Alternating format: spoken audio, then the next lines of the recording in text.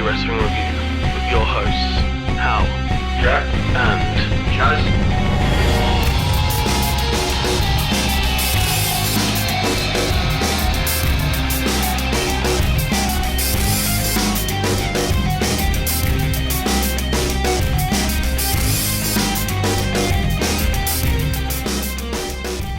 Hello everyone, welcome back to the Weekly Wrestling Review. I'm Hal. I'm Chaz. And today we're going to be talking about the Money in the Bank 2020 pay-per-view. What a pay-per-view. It was, it will be memorable, certainly. I think this is the same as WrestleMania. It may not be necessarily remembered for the spectacle, but it has... It was certainly innovative. It has moments. I'm gonna say if this track keeps going for like the main events for pay-per-views during this whole situation, I'm all for it. I would be happy if this continued after this ends somehow, because it's been a lot more like, all right, in some aspects they've looked silly, but it's not been silly. It's been entertaining silly. You know, they've had fun with it. Wrestling doesn't need to take itself seriously necessarily, though, of course. But it was good. We're going to get to that, though. That's our main event. We're not quite there yet. We are going to start with the kickoff show, which was Jeff Hardy versus Cesaro. Yes. I believe for this match we both said Jeff Hardy. Yeah. I didn't really see it going any other way unless Sheamus got himself involved. But at the same time, I'm kind of happy that he didn't.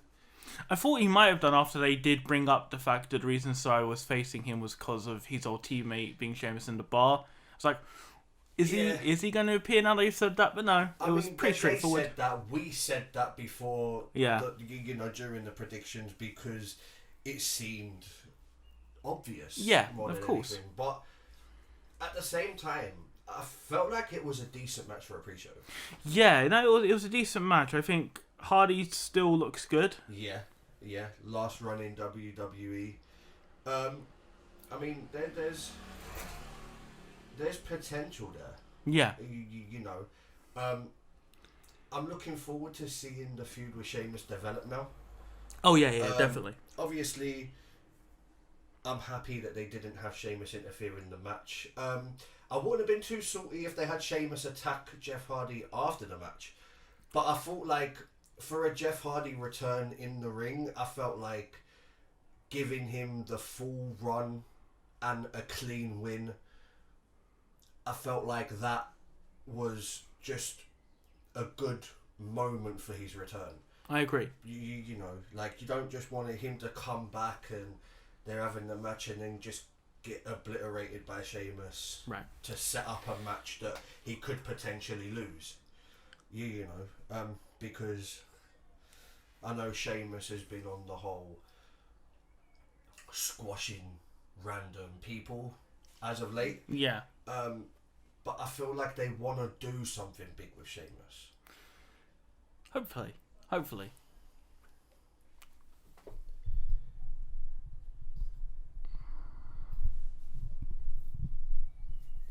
No, not really. Never mind. There's a problem with the last few times we've recorded where I'm coming through a lot louder than you are. I'm not really sure why, because the distance thing, but it is not an omnidirectional mic, so it might be that the mic happens to be on the front face like me, but I can't really twist it, unfortunately. But you come through clear enough once I edit it. I just wanted to see if I could fix the raw audio. Anyways. Yeah, that was it for the kickoff show. The main card itself started with the SmackDown Tag Team Championship match, which was The New Day versus Miz and Morrison versus the Forgotten Sons versus Lucha House Party. Interestingly, before we really get into it, Grand Metalik was sporting a new look today. I think he was a lot more easier to just point out from his partner. Yes. With the hair. Yeah. Very, very, very reminiscent of, like, wow. How have I forgotten his name? Are you thinking of Psychosis? Not really. I was thinking more like the Attitude Era run of... At least the Attitude Era run. I don't know if he had long hair or another type of... I don't really know too much about him, to be honest, other than being a great masked wrestler. But Jushin Thunder Liger. Oh, okay. Okay. Very reminiscent of that, Yeah. or like sort of, I guess. Yeah, I guess sort of Psychosis as well. Now that I think about it, but yeah, it was interesting.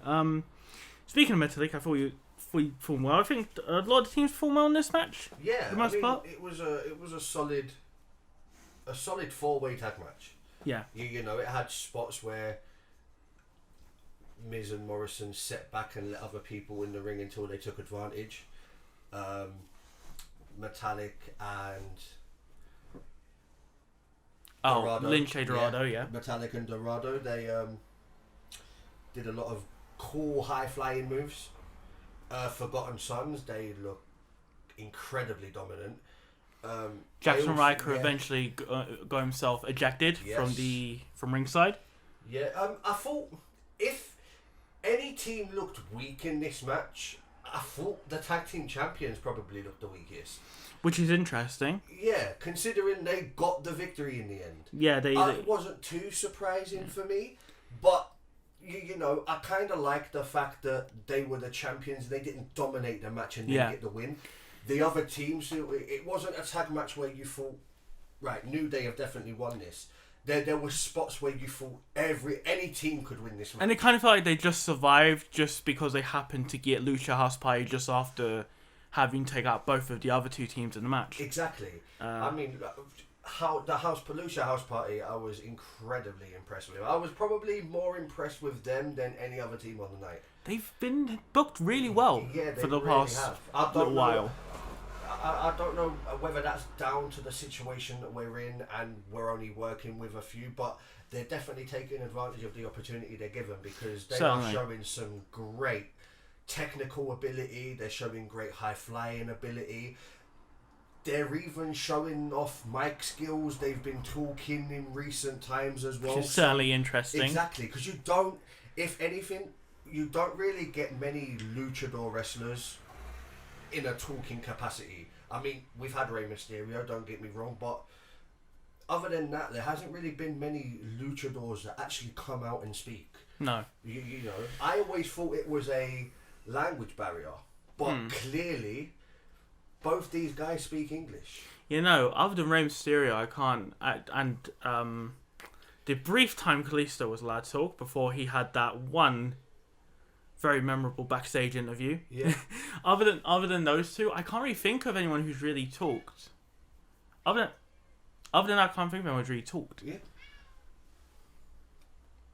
A lot of interesting factors because you had the SmackDown where the Lucha House Party defeated Miz and Morrison, and then the Forgotten Sons took out the New Day in a non-title match. So it was great going into the match knowing them statistics because you didn't there wasn't an obvious winner. Exactly. I felt like it could have ended either way. Good idea. And then the way the match was booked, no team other than like Lucha House Party, I mean, like a surprising amount of offense, no team really felt like it was obvious who was being booked to win it. Exactly. And I like that because a lot of times you go into matches and you know who's going to win. It was good to just have that aspect where you could go in freely and just enjoy the match. Yeah. Next was, it didn't quite go the way as planned, but next we did have the match we were most perplexed by on the card when we were talking about predictions, which was R-Truth versus MVP. Yeah. Of course, once both were in the ring, R-Truth got his usual mic time as he gets when he gets in the ring. And R-Truth is definitely I'm going to say, he's a great entertainer. Controversial character. You either love him or you hate him. But either way, he is a great entertainer. He in his own words, tried to teach MVP a little something about balling. Yeah. And he scored a 6-pointer. Yeah. And that's like history for basketball there. That really is. That really is. I mean, Michael Jordan must be thinking to himself, why didn't I think of this? But, so the match doesn't really happen. Instead, we get R-Truth versus Lashley. Yeah. Which before that match even starts, R-Truth gets another little moment in when he He wants the night off. No, he wants the night off first because MVP's got the night off. Yeah. Why not? Then he does have that brief moment where he accidentally, on purpose, slaps Bobby Lashley, which is fun. Again, like I'm saying, from this was one match that I was like, why? You know, I thought this could have been just a thrown-on pre-show match. Yeah. You know, I feel like Jeff Hardy and Cesaro could have made the main card rather than this match. But this was one match I was definitely thinking to myself, this card could do without, and I'm not really interested in it. But from the moment R-Truth came out and entertained an empty arena. I mean, there's special talents in the world. Yeah. And if R-Truth can entertain when there's no one to entertain, then that's the markings of a great entertainer. Not really fan of R-Truth's character, but I can't really deny that Ron Killings is certainly is good at portraying a character that I don't like. Yeah. the thing is, I feel like he knows he's got a silly gimmick. Yeah. But I feel like he enjoys that. Yeah. You know, I feel like he just likes to entertain. Still think the height of R-Truth was Little Jimmy. Yeah. Yeah. But exactly, this is my thing. Again, that was another silly angle. He just, and it's one where he had to basically play to a character that didn't exist. Yeah. But the thing is, I think this is what makes R-Truth great, because we know him as these silly little gimmick characters that we've seen, from K-Quick the Rapper to R-Truth What's Up to the Time to Get Crunk brief period with Eve, the Little Jimmy segments and the segments we're in now with the 24/7 title and all that. But if he wants to, he can switch it up, because there was that brief period in 2011, I believe, when he turned heel, and he pulled that off really well. He pulled that off so well that he even got a shot at the WWE. I think the most memorable thing about outfits at the time I'm thinking of was his entrance in general.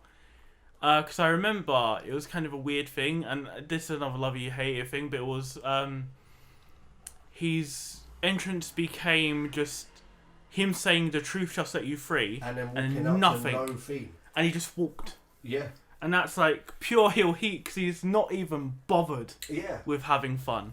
But then even when he was on the mic cutting heel promos, he was good.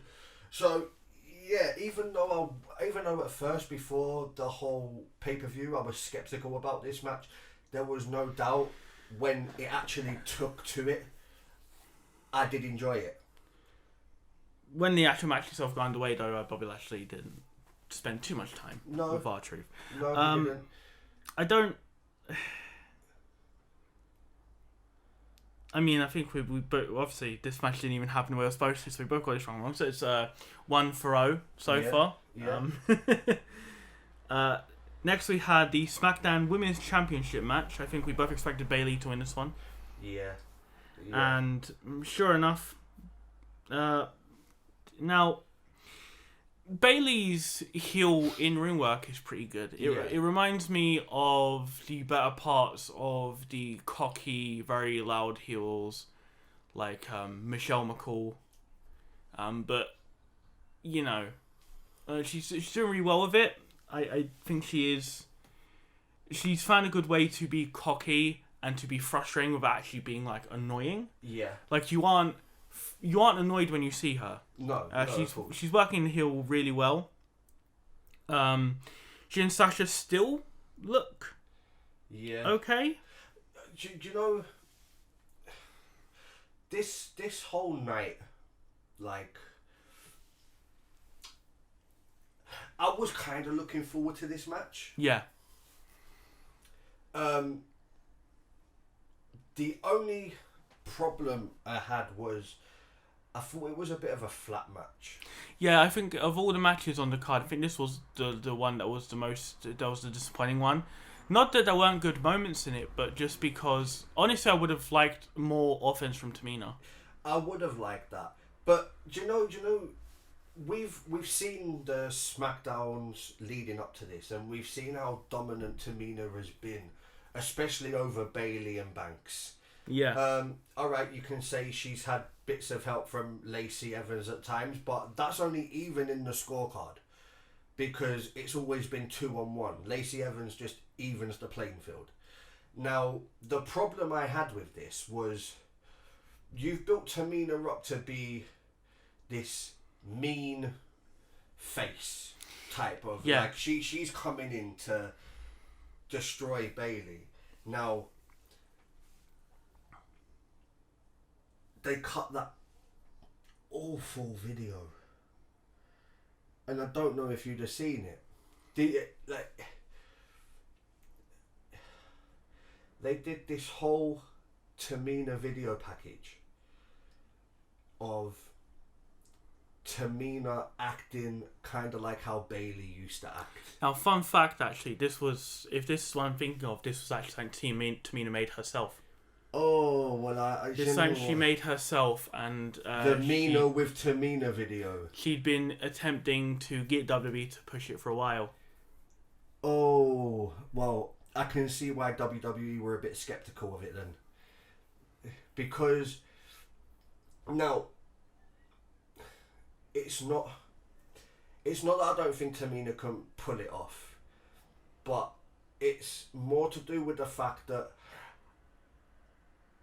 I look at Tamina and people like Nia Jax and stuff like, and I can't see that type. When you're used to seeing someone portray a certain image of themselves for so long, Tamina has always been that silent, mean, like, character. Like, she don't talk much, she gets the business done in the ring. So when I saw that whole bubbly package, it just felt so uncomfortable for me. And then just to see her get destroyed by Bailey in a match. That was annoying, yeah. She had all the offense going into the pay-per-view. And yes, of course, Sasha Banks does play a huge part in the actual victory itself for Bailey, but I feel like even without Sasha Banks' help, they didn't really seem a point in this match where I thought Tamina's going to win. Whereas leading up to it, you probably thought, minus the whole Tamina pinning Bailey on the SmackDown, you probably thought Tamina had a chance. Oh, absolutely. I would have expected, just to be a lot less cut and dry as it ended up being. Then you have that SmackDown moment where she pins Bailey, and then you sort of think, yeah, this is typical WWE writing. And then Bailey just completely dismantles her. Yeah. So all that hype, all that build up, and you can't even get a second match out of it. Yeah. So next on the card was, I think this was a match we were both a bit skeptical on. I'm going to be honest. This is the Universal Championship match between Braun Strowman and Bray Wyatt. I'm going to be honest before we get into some little details, because some story stuff happened in this match we should go over. I thought this worked a lot better than I expected it to. Yeah. I always expected Braun and Bray could have put on a decent match. But considering how the promos have been leading up to this, I was worried it'd be a bit flat. But to be honest, I thought the storytelling in this match was really good. A lot of down to Bray Wyatt, interestingly coming out as Bray Wyatt. Yes. Not the Fiend. I mean, I remember saying in the prediction video that I thought if Bray Wyatt don't win this match, then his character is abolished. But I didn't think of the aspect that he won't be coming out as the Fiend. Yeah, that was the first indication I got, and there's a few indications here, but it's the first indication I got that this isn't it. Yes. This isn't the end of this feud. At all. No. The first indication is, of course, that he didn't come as the Fiend. He wasn't coming out here to destroy Braun. Yeah. He wasn't coming out here to be that character. So it's kind of like a running factor with Bray Wyatt, though. If I think about it, like, it seems that when he comes out as the Fiend, it's against people that he has fought one-on-one before. Yeah. When he comes out as Bray Wyatt, it's against people that he hasn't necessarily fought before.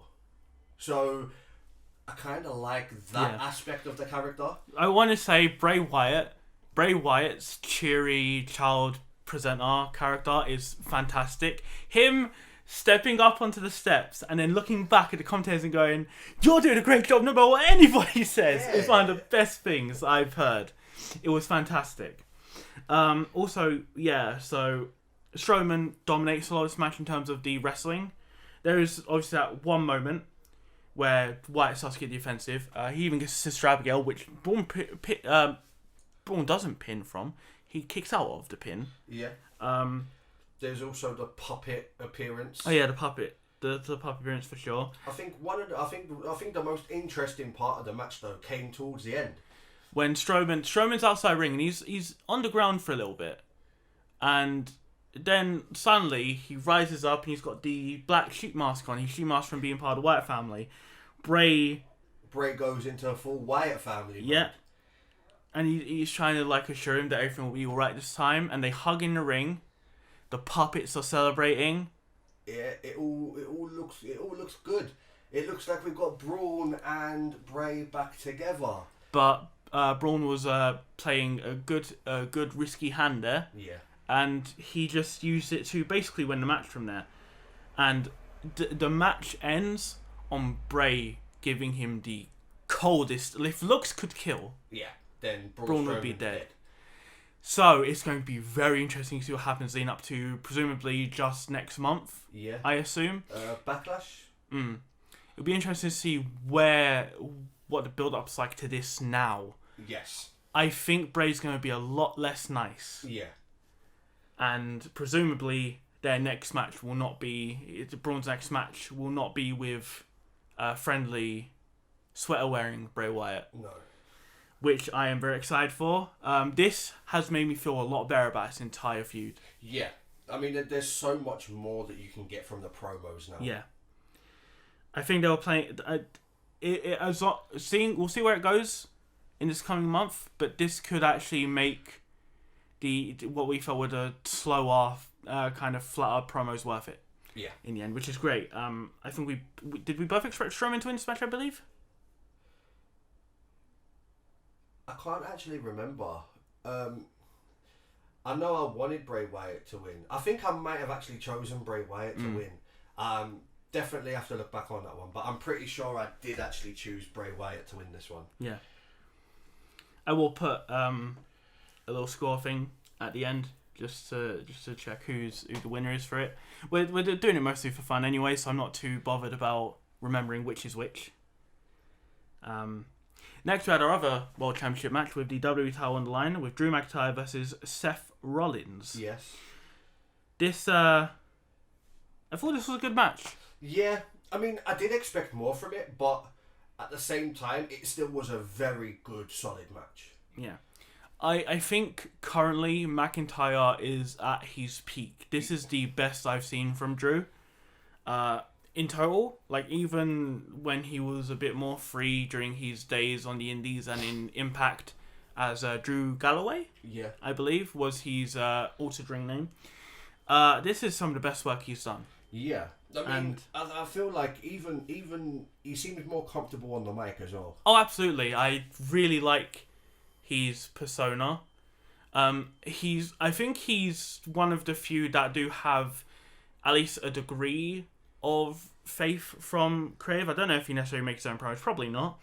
But as I think I've said before, it seems like a lot of the time the main faces are built as very much the same sort of snarky, overconfident, and he doesn't really have that. He has more of a I will break you if you piss me off, which is nice to see from a face, because that's different from what we seem to get a lot of the time with WWE currently. So he has at least something to build up a more unique sort of character, which is good. Seth looked okay.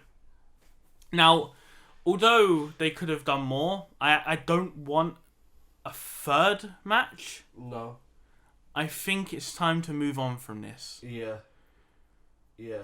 At least for now. They could probably revisit it potentially, but I think for now that's probably enough. At this point, McIntyre is still champion. McIntyre has beaten Rollins at least twice on pay-per-view for the title. And, I think there's more to do, but also given the current situation, that might not necessarily be a thing WWE are capable of doing right now. So we'll see. But I thought it was a good match. I think of the more standard, we'll say, matches before we get into the main event, of the more standard matches on the card, I think I got the most out of the Bray Braun match, to be honest. I thought the wrestling was good in the SmackDown title. I thought the wrestling was good in the SmackDown tag title match, but as with a lot of there was storytelling in the Braun Bray match. And with a lot of team matches, I'm on two teams. They're very busy, and it's hard to really get as much out of them. There's very few that are. It's hard to follow each individual spot because so much happens. Absolutely. It's still one of the best. Obviously, one of the best multi-team matches is going to be the TLC series. Yeah. The 3 series TLC matches. The 2 3-men, the 2 3-ways, and the 1 4-way on SmackDown at one time. They're sort of the benchmarks for me of making a really chaotic match that you can follow all the way through, despite there being so many people. But yeah, for the most part, I think I preferred, out of the 2 title matches, I preferred Bray and Braun because the storytelling was there. And I think it would have definitely been Seth and Drew if they'd just gone just a notch higher. Yeah. If they took it to the Kevin Owens, Seth Rollins WrestleMania level. But still good. The final match on the card was the final. I guess it is kind of just the final match, isn't it? Yeah, in the end. Final match / matches. I mean, I thought, you know what? When you see this, I thought it was weird because I thought, all right. So I knew it was pre-recorded. Yeah. And I knew they did both the Money in the Bank matches recording at the same time. I didn't necessarily think that meant that they were gonna portray both matches at the same time. Yeah. So as we were going through the card, I expected one to be on early, one to be on late. But no. No, they're both happening at the exact same time. So we're introduced to everyone slowly. I believe it's two at a time for each gender, for each match, and then like they switch back and forth. Yeah, the women are coming out into the lobby area. The men are in the gym. We get some moments. Daniel Bryan's looking for a fight. Daniel Bryan enters that match like a high school jock entering a cafeteria seeing his friends. You know, all right, you know, rubbing the hands like, are we doing this? He's up for like, it. That's the vibe I got. Otis is high energy as always. Otis, Otis, mate. I'm telling you, no. That man doesn't go below an 11 with his portrayal of his character. It kind of makes me, you know, think that I would love to see what this guy is like outside of the ring. you know. Imagine he's just like a really calm, silent person. This is what I'm saying. Like how it don't make sense. He's great. Notably, when things get underway, as people are getting out, we suddenly notice that Asuka doesn't appear. No, her music's going off and everyone's looking around for her. We don't know where she is. No, we don't have no idea where she is. And then I believe the men start getting ready to get underway. They sort of start forming a circle. Yeah. And sort of like putting their fists up like we're going to get like some old-fashioned 30s like punch around. Yeah, and we go back to the women and they're still looking around for us. And then suddenly they seem to hear something. They look up and then they walk out because it's like this little balcony thing in the lobby. And Asuka's just sort of dancing on like the edge of the upper... Yeah, Asuka doing Asuka things. Yeah. And then as soon as the bell rings, Asuka jumps off into all the women. The men start fighting. And yeah, so when Asuka hits everyone and just topples everyone over, she immediately runs to the elevator. Yeah. She does the smart thing immediately. Like, this is the thing that we would immediately say, do this. And exactly. She does it, which is nice. Yeah, she does that. It's great. Although it's for naught because when she does appear on the other side of the elevator, she stopped on the exact same floor as all the women managed to somehow get to fighting up the stairs. Yeah, it's like the slowest elevator ride ever. So a lot of this match, and I've seen some complaints about this, a lot of this match is definitely played more around comedy. Yeah. There's a lot of comedy in this, but as I said, wrestling doesn't always need to be serious, and in fact, when it's too serious, it's often worse than when it's too silly. For me, you know, wrestling side as a carny act, or you know what I mean? Yeah. Wrestling side as a carny thing. You know, we don't have to completely go away from that, and I mean, I had fun. Yeah. With this, so I'm not upset with that. All these people that complain, and they sit there and they're gonna sit there and say they didn't like this because it had a comedic view to it and all that. But these same people will turn around and say wrestling in the 80s was serious. All this, no, wrestling in the 80s was cartoon. You know, it was good guy versus bad guy. Look at the characters you had. It was kind of like it's not that different from watching like a kid put on like the Saturday morning cartoons, your Transformers and your stuff like good versus bad. Yeah. And sometimes it can be serious, but oftentimes it's very light, and just the good guy triumphs over evil. How are you gonna sit there, right? How are you gonna sit there and say you didn't enjoy this because of comedic references to like it focused more on comedy when you had Hulk Hogan every time he went to do his finisher turned into a shaking superhero? I mean, every time he gets brutally assaulted and beat up the whole match, and then all of a sudden when it's time to end, all of a sudden every punch he don't feel, he just turns into the Ultimate Warrior and just shakes rapidly before ultimately 3 punches and a leg drop puts his opponent away. You know, then you go into the 90s and you have characters like Crush, you have characters like Doink the Clown. You know, and even then, ultimately, when we get to the era people mostly talk about being the most serious, is Yakuza era, which let's remember that I think a lot of the best periods of wrestling, the 80s, the new generation, and both Yakuza era both had this, certainly at least. It felt like a lot of the sillier angles were actually the main event and the lower card, and then all the serious stuff was the mid card. Yeah. Like you would have things like Stone Cold hitting Vince McMahon with a bedpan, or hosing them down with beer. Triple H marrying an unconscious Stephanie. Yeah, very either horrible things that are clearly fake, or really cartoonish stuff. Like, let's not forget that one of the most famous and prevailing feuds of all time came in the mid to late 90s with Kane and Undertaker, which happened to be an undead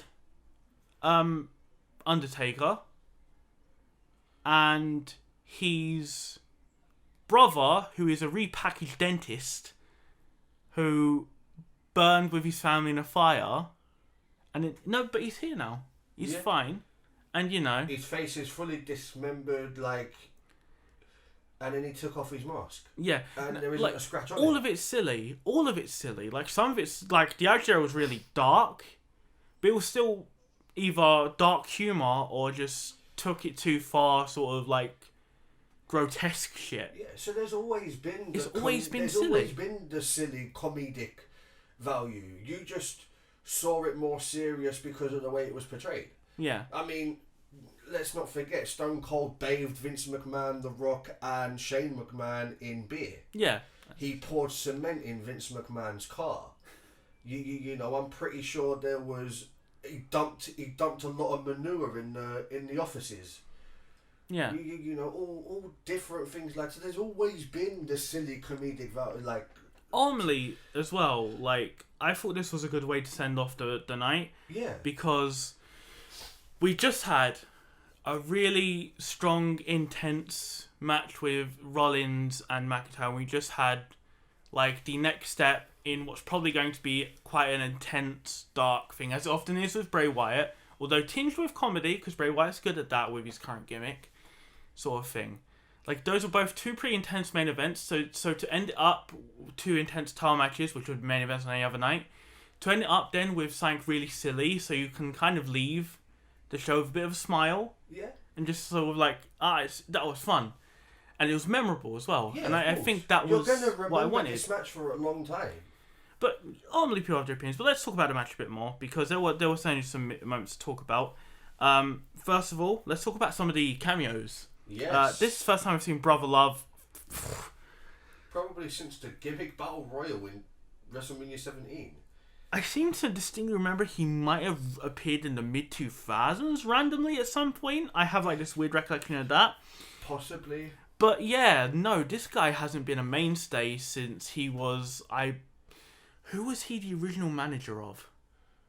Oh. In the 90s. Oh, you got me on that one. It was I believe he was the initial manager of someone in the 90s, very briefly, and then he suddenly wasn't. I don't remember. Either way, but yeah, I've not seen him in a long time. He appeared out of a bathroom to tell Rey Mysterio his classic catchphrase. He loves him. But Rey Mysterio returned the love. Kind of. Yeah. In his own Mysterio way. We also had Paul Heyman, who was trying to enjoy a rather large feast. We had Stephanie McMahon and Vince McMahon, both kind of just being, the authority figures, as they often are. We also had Doink the Clown. We had a Doink the Clown, not the Doink the Clown. We had a Doink probably the the Clown. worst Doink the Clown I've ever seen, but Probably, it's okay. but It was mostly for a joke, I guess. Yeah. Just makes me sad thinking about Matt Bourne. Yeah. R.I.P. Yeah. The best Doink. Yeah. And the most prevailing one, I think the most famous one. We also had John Laurinaitis. We did. He got a pie to the face for his troubles. We also got the first appearance on screen, we're going to show appearance. That's of right, Roman we saw Reigns. Roman Reigns, which hopefully will dissuade us from the fear that maybe he is being... It was just a poster, but also... They've done so much to keep him off of TV that little poster segment just seemed to be their way of saying no, everything's fine. And like, even if it was just one that was there, they didn't bother to take down. Let's not remember that WWE saw people where in one segment after Punk left the company, there was a poster of a pay-per-view of Punk and someone had put a poster note in front of his face so you couldn't see it. Yeah, exactly. So I think that's a good sign because God knows WWE like to be petty sometimes. But yeah, some of the moments from the match are in the gym, Corbin giving himself 7 years of bad luck, which he didn't need in kayfabe because he already has it in real life. Exactly. But he broke a mirror. Maybe roles will reverse. Maybe he'll now get good luck. But then, judging by the way this match ended, maybe not. But AJ got trapped by Otis and some weights. Yes. He got pushed out of the match for all of a few minutes by Otis putting a bench press bar over him. He also, which kind of implies that Otis can lift more than AJ Styles. Yeah. Which is interesting. That's I'm gonna say that's being over. I even like AJ Styles begging. I think it was Rey Mysterio to get him out of the thing, and Rey Mysterio was like, no. I thought that AJ Styles and Daniel Bryan were probably the most, and Asuka, if we're going as a whole. Asuka, AJ Styles and Daniel Bryan and Otis. They were the four most entertaining in this match. Everyone was having fun with this. Everyone was having fun. Do you know what? I even liked Shayna Baszler in this match, and I ain't said that a lot. I thought she let her hair down and got into this. What was it? The one thing I didn't like, as far as the comedy goes, I thought Dana Brooke was portrayed like overtly dumb. Yeah. In this, there was like every time she appeared on screen, she messed up somehow. She slipped on the wet floor. Banged her head. Do you know what? That looked nasty. That you heard the thud. Yeah. Hopefully that was just like dubbed in or something. Yeah. These were pre-recorded, of course. And then the whole fake briefcase. Yeah. Wow. Oh. That introduces the Stephanie McMahon cameo. Yeah. With the whole Nia Jax's drooling segment. Oh yeah. You know, I thought that portrayed Nia Jax in a bit of a bad light. I kind of liked the standoff between Baszler and Nia Jax during the night as well, though. Daniel Bryan and AJ Styles as they interrupt Vince McMahon in his office. Yeah. Decide to very calmly step away and clean and tidy up after they rough things around a little bit. Yeah. Push some chairs back and such and so on. It's becoming the WWE universe for Daniel Bryan's Yes Kicks. I thought that was incredible. Oh yeah, that was fun. So, I think the most memorable has got to be Otis initiating a food fight in a Money in the Bank ladder match. yeah. Because that was fun. that was absolutely awesome. Eventually, and Paul Heyman's caught in the crossfire. Oh yeah. Eventually, we do get to the rooftop though. I believe Asuka and eventually Corbin are sort of the first two up, I believe. Yeah. I think Corbin is the only man. Yeah. On the roof, and I think Asuka ends up on the roof, possibly with Lacey Evans. Possibly. And then Asuka's climbing, Corbin's climbing. Asuka says no to Corbin climbing. She takes offense. She does. Which is interesting because they're both going for different briefcases, but she's like, no, piss off. But that wasn't the first time we got the male. No, there was interaction. some crossover. The first one was the stare off between the men and women, which at first I thought they were all going to start fighting each other. Like the men were going to fight the women, and it was just going to be like a Survivor Series Money in the Bank intergender ladder. That would have been interesting because I think they all could have gone. Exactly. But then there was also, like, if Baron Corbin broke a mirror for 7 years bad luck, what did Rey Mysterio break?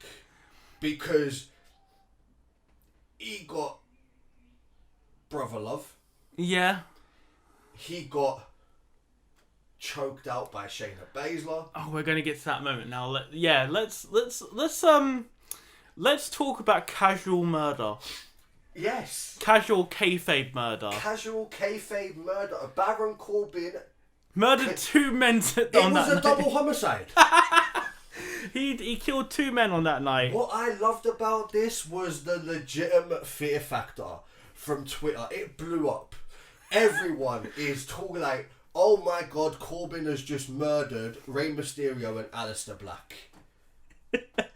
He just murdered a legend and an up-and-coming star in one fell swoop.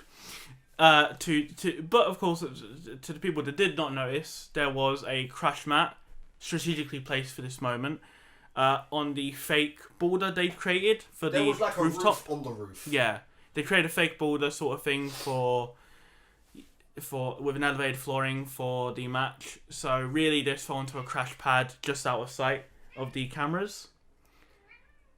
So they fell on a crash pad just out of sight from the cameras. So they're fine. Although it's worth noting that Rey Mysterio may not be re-signed with WWE, so this might actually be his last moment with WWE. At least for a while. Probably as an active wrestler, I imagine, because even though he looks great, like I don't know how much time he necessarily has left as an active competitor. But yeah, so yeah,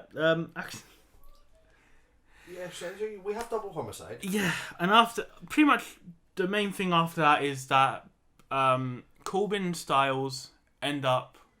It's worth noting that after we didn't actually mention this. After Asuka knocked Corbin off the ladder, she grabbed the women's one. She did. Now, the interesting thing about this one was, like, there are moments that you're watching a ladder match, and it's always in ladder matches, and you know, you're watching these incredible athletes that fly around the ring, week in, week out on a daily basis. But when it comes to ladders, it's almost like all stamina has failed them. They can't climb a ladder. And I get that we're waiting for a spot to happen, but this is what that felt like. Asuka's whole win felt like that to me. I mean, she was so slow climbing the ladder. Then she was sort of playing with the briefcase for so long. I was like half expecting someone to come out. It just seemed like an eternity for her to climb the ladder, get to the briefcase, get the briefcase, and unhook the briefcase. Yeah. You know, it was almost like. So did we really need to waste that much time? we're not going to talk about any specifics from Raw tonight, really. So we're not going to speak about any specifics on Raw tonight, obviously, too much. But we should mention that in the end, what we found out. Throw her downstairs. Jessica, you've got food downstairs. Go on. It's downstairs. Go.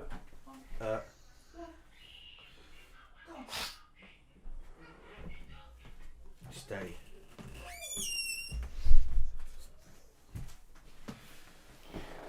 Oh, sorry, Sadie. That's elbowed you in the face. Now, we're not going to talk too much about Raw. No specifics, really. But considering, we should point out that we found out that the briefcase... Now, it's possible that this news could have changed the outcome of this match. Because it seems weird that Asuka would have to win the Money in the Bank ladder match. To be honest. We both had Lacey Evans in the end.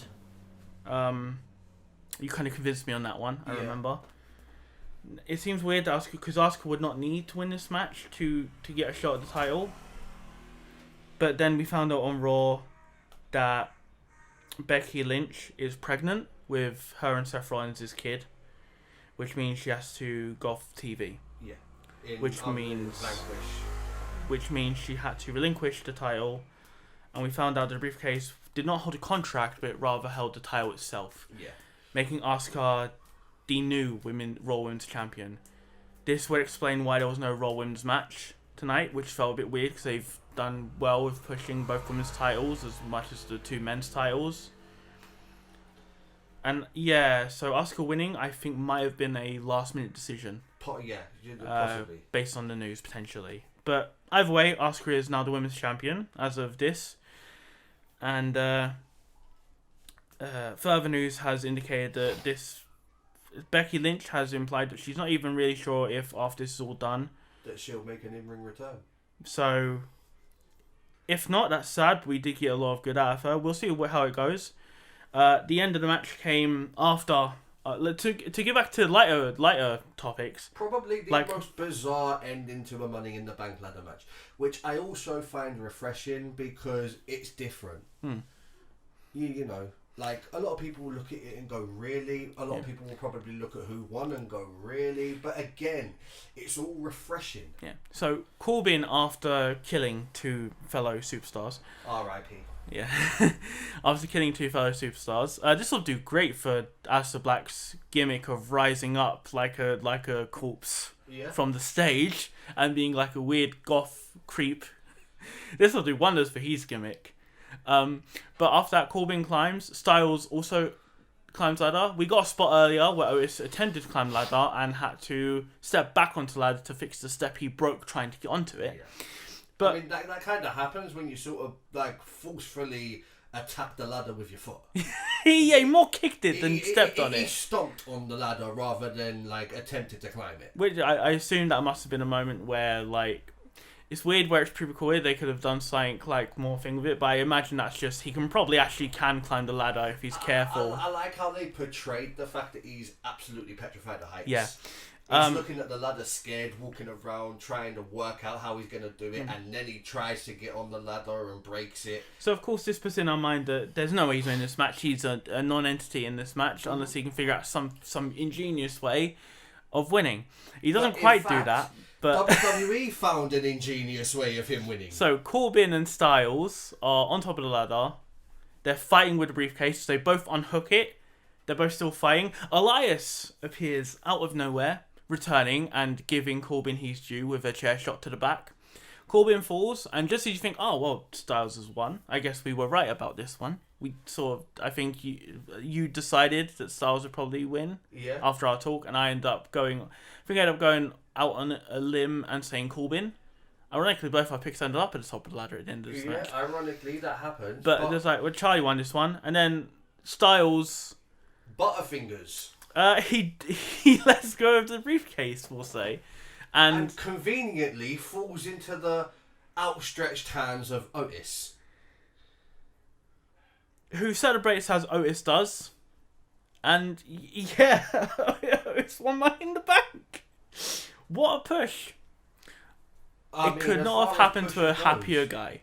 As far as pushes goes, I mean, this one has taken off. Yeah. I mean, I did not expect it to go from a Mandy Otis love story triangle with Dolph Ziggler into a rectangle with Sonya Deville, and then completely go on to Otis holding a briefcase that potentially could have him as the world champion. Although it's worth noting the perspective changed on this when Otis said in an interview prior to Money in the Bank that if he won, he wouldn't cash in on a world title. He'd want to go over with a tag titles with Tucker. Yeah, this is interesting because, see, the thing is, it's never, as far as I'm aware, it's never been a written rule that you have to cash in on a world title. That's just been the assumption, yeah. Yeah, because naturally, you've got the chance to be a world champion in the most unlikeliest circumstances. Someone like Daniel Bryan, who probably wouldn't have beat Big Show 1-on-1, or Mark Henry 1-on-1, cashed in at vulnerable. It gives the chance for the lighter weights to really take advantage of a vulnerable heavyweight and get the big prize. So that was the whole thing. But it's never, as far as I'm aware, it's never been a written rule that it has to be for the world title. At the same time, there's always been little snippets that have said, like, if you go on Wikipedia and stuff, it always says for the opportunity to get a briefcase to fight for the world title. Yeah. So there's always been stuff like that, and I think announcers have even announced it in the past. Yeah. But again, it's still never been a written rule. To be fair, WWE can do what they want with it as well. It's their own title thing. So... And so the question is, could we be looking at Heavy Machinery as the next tag champions? Yeah, the first ever Money in the Bank cash-in tag title. I mean, it could change all possibilities for the Money in the Bank. Yeah, I think the tag title route is the best thing for Otis, because the one thing that I think, absolutely, he could definitely do that with Tucker, and that would be fine. I can't see him in the world title picture. No. I really like the gimmick he's got going, but he's just not that guy. Yeah. Certainly not currently at the very, very, very, very, very least. I mean, there's pushes, and then there's realistic pushes, and then you're going so far out of the box. I mean, his push has been wonderful, don't get me wrong, and he has deserved it, but Otis as a world champion right now, I just don't see it. I mean... So I think the tag title makes sense. Yeah. We weren't really expecting it, but you know what? I'm not that bothered. No. And I thought this was an entertaining match, and overall I thought the card was really good. It was an entertaining pay-per-view. The only thing that was kind of flat was the Tamina-Bayley match, the way that was booked. Ultimately, it was fun. And again, like... This situation has forced WWE to be a lot more creative with their pay-per-views than they would be otherwise. Yeah. And I've enjoyed it. Which, you know, we're talking about, can we make other, like, how much more cinematic can we make? We're talking about the possibility of Braun Strowman versus The Fiend, Bray Wyatt. We know what happened last time we saw The Fiend in a cinematic match. That whole John Cena thing was incredible. Yeah. Now, there was history between John Cena and Bray Wyatt, but there is more of a personal... There's history with capital letters. Yeah, exactly. So with just Braun. Imagine the cinematics you can get. I don't think it'd be as funny. No. I think this one will be more horror movie. Yeah. You know, the Wyatt compound. Sadly, obviously, we couldn't have any... we could have references too, but we couldn't have appearances from Eric Rowan or Harper, which is a shame. But you could still work different with, like, props. You could probably use Eric Rowan's sheet mask. Graves. Yeah, Graves. Or you could go really dark with it. There's so many interesting things they can do, and if Bray Wyatt's given the creativity to do it, like I imagine he was with the John Cena match, It could be crazy Th- if they this go the could angle be- with this it. could be fun. It could be spooky. You know what? That's 2 for 2 of quarantine pay-per-views Yeah, being really way better than you had any right to be from the fears I had for them. yeah. So, you know what? I'm excited to see what happens at Backlash So am I. I'm Let's see also what excited happens to see the build-up over of the Backlash. upcoming weeks. It was a good pay-per-view. Ultimately, I believe we may have evened each other out in the end. Yeah. Potentially. The scroll will pop up around here. I'll put it together. Again, it's not a big deal. It's mostly for fun. But, Backlash. Considering how things have progressed, it's pretty certain we will be able to sort out a proper reaction video for Backlash. Yeah, we did say we would try to get it done for Money in the Bank. Deliveries with our new camera that would be useful for this thing, unfortunately, did Let not us time know. well. Also, internet was a bit shocking. That it was. We had some problems with the network on the match we had as well. problems with the network, so there It's- was a lot of stop-starting. Ultimately, it was probably for the best that we weren't able to do a reaction thing for that. But Backlash definitely. We'll definitely make sure on that one, even if we do still have no problems, we will get that out. So, until